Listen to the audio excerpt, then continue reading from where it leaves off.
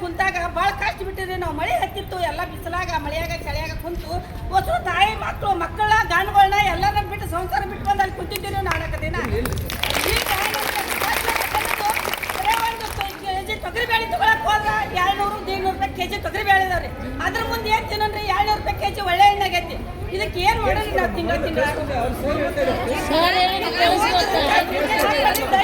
ಕೈ ಮುಗಿದ್ರಿ ಸರ್ಕಾರಕ್ಕೆ.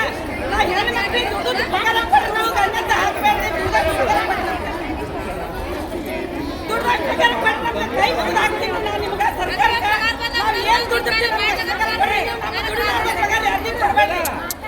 ದುಡ್ಡು ಪಗಾರ ಕೊಡ್ರಿ ನಾವು.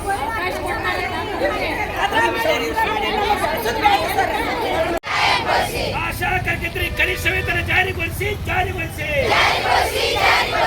ಆಶಾ ಕಾರ್ಯಕರ್ತರ ಹೋರಾಟ ಚಿರಾಯಿ ಹೋಗಲಿ. ಆರೋಗ್ಯ ಮಂತ್ರಿಗಳೇ ಉತ್ತರಿಸಿ.